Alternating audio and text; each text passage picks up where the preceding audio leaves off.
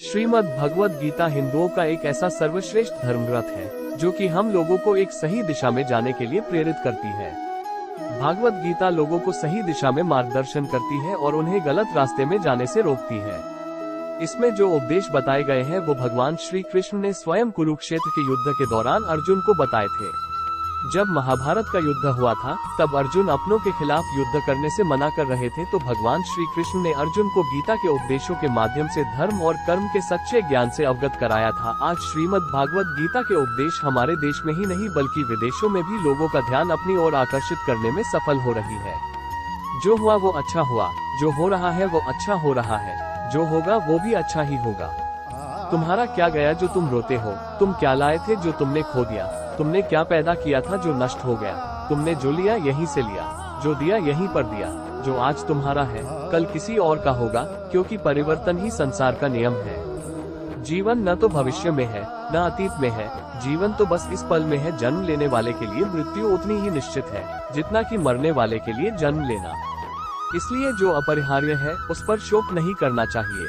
कोई भी व्यक्ति जो चाहे बन सकता है यदि वो व्यक्ति एक विश्वास के साथ इच्छित वस्तु पर लगातार चिंतन करे। मैं सभी प्राणियों को एक समान रूप से देखता हूँ। मेरे लिए ना कोई कम प्रिय है ना ही ज्यादा, लेकिन जो मनुष्य मेरी प्रेम पूर्वक आराधना करते हैं वो मेरे भीतर रहते हैं और मैं उनके जीवन में आता हूँ। मनुष्य अपने विश्वास से निर्मित होता है, जैसा वो विश्वास करता है वैसा वो बन जाता है। फल की अभिलाषा छोड़कर कर्म करने वाला पुरुष ही अपने जीवन को सफल बनाता है। क्रोध से भ्रम पैदा होता है, भ्रम से बुद्धि व्यग्र होती है, जब बुद्धि व्यग्र होती है तब तर्क नष्ट हो जाता है, जब तर्क नष्ट होता है तब व्यक्ति का पतन हो जाता है। मेरा तेरा, छोटा बड़ा, अपना पराया, मन से मिटा दो, फिर सब तुम्हारा है और तुम सबके हो। सदैव संदेह करने वाले व्यक्ति के लिए प्रसन्नता न इस लोक में है और न ही परलोक में। जो लोग मन को नियंत्रित नहीं करते हैं उनके लिए वो शत्रु के समान काम करता है। नरक के 3 द्वार होते हैं, वासना, क्रोध और लालच। हम दोनों ने कई जन्म लिए हैं, मुझे याद है लेकिन तुम्हें नहीं।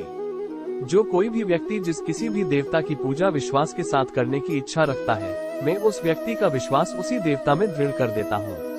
मन अशांत है और इसे नियंत्रित करना कठिन है, लेकिन अभ्यास से इसे वश में किया जा सकता है। वो व्यक्ति जो सभी इच्छाएं त्याग देता है और मैं और मेरा की लालसा और भावना से मुक्त हो जाता है, उसे अपार शांति की प्राप्ति होती है। धरती पर जिस प्रकार मौसम में बदलाव आता है उसी प्रकार जीवन में भी सुख दुख आता जाता रहता है। इतिहास कहता है कि कल सुख था, विज्ञान कहता है कि कल सुख होगा, लेकिन धर्म कहता है अगर मन सच्चा और दिल अच्छा हो तो हर रोज सुख होगा। जो होने वाला है वो होकर ही रहता है और जो नहीं होने वाला वो कभी नहीं होता। ऐसा निश्चय जिनकी बुद्धि में होता है उन्हें चिंता कभी नहीं सताती है। समय से पहले और भाग्य से अधिक कभी किसी को कुछ नहीं मिलता है। जो व्यवहार आपको दूसरों से पसंद ना हो ऐसा व्यवहार आप दूसरों के साथ भी ना करें। जब जब इस धरती पर पाप, अहंकार और अधर्म बढ़ेगा तो उसका विनाश कर पुनः धर्म की स्थापना करने हेतु मैं अवश्य अवतार लेता रहूंगा। मैं भूतकाल, वर्तमान और भविष्य काल के सभी जीवों को जानता हूँ, लेकिन वास्तविकता में कोई मुझे नहीं जानता है। केवल व्यक्ति का मन ही किसी का मित्र और शत्रु होता है। वो व्यक्ति जो अपनी मृत्यु के समय मुझे याद करते हुए अपना शरीर त्यागता है वो मेरे धाम को प्राप्त होता है और इसमें कोई संशय नहीं है। अच्छे कर्म करने के बावजूद भी लोग केवल आपकी बुराइयां ही याद रखेंगे, इसलिए लोग क्या कहते हैं इस पर ध्यान मत दो, तुम अपना काम करते रहो। मनुष्य को परिणाम की चिंता किए बिना लोभ, लालच और निस्वार्थ और निष्पक्ष होकर अपने कर्तव्यों का पालन करना चाहिए। मानव कल्याण ही भगवद गीता का प्रमुख उद्देश्य है, इसलिए मनुष्य को अपने कर्तव्यों का पालन करते समय मानव कल्याण को प्राथमिकता देना चाहिए। मनुष्य को जीवन की चुनौतियों से भागना नहीं चाहिए और न ही भाग्य और ईश्वर की इच्छा जैसे बहानों का प्रयोग करना चाहिए। परिवर्तन ही संसार का नियम है। एक पल में हम करोड़ों के मालिक हो जाते हैं और दूसरे पल ही हमें लगता है कि हमारे आप कुछ भी नहीं है।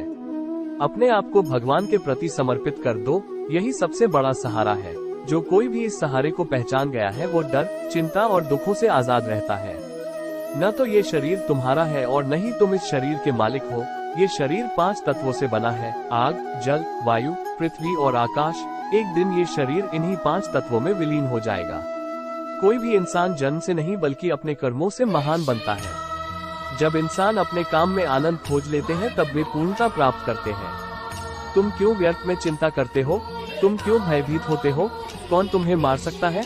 आत्मा न कभी जन्म लेती है और न ही इसे कोई मार सकता है। यही जीवन का अंतिम सत्य है। मैं धरती का मधुर सुगंध हूँ, मैं अग्नि की ऊष्मा हूँ। सभी जीवित प्राणियों का जीवन और सन्यासियों का आत्मा स्वयं भी मैं ही हूँ। मन की गतिविधियों, होश, श्वास और भावनाओं के माध्यम से भगवान की शक्ति सदा तुम्हारे साथ है। प्रबुद्ध व्यक्ति के लिए गंदगी का ढेर, पत्थर और सोना सभी समान है। बुद्धिमान व्यक्ति को समाज कल्याण के लिए बिना आसक्ति के काम करना चाहिए।